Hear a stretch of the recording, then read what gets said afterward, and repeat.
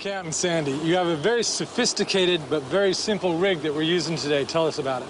Yeah, Dean, I came up with this bottom fishing rig. Of course, I learned it years ago, but most people when they're bottom fishing, they'll take an egg sinker and put it on their main line. Right. And the downside of that is a lot of times we come out here and we fish spot to spot.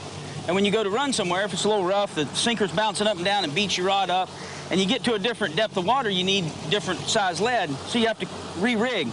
With the triple swivel rig, I call it, you just take a triple three-way swivel, tie your main line to your rod on one, tie your leader on the other, and then you take a little piece of line, tie a loop in it, so you can just loop the lead on and off very simply. And this way you can change your lead out when you run to a different spot, you just take your lead off, it keeps from beating your rod up. Right. If you get to some deeper water and you need a bigger lead for current, you just put a little bigger lead on.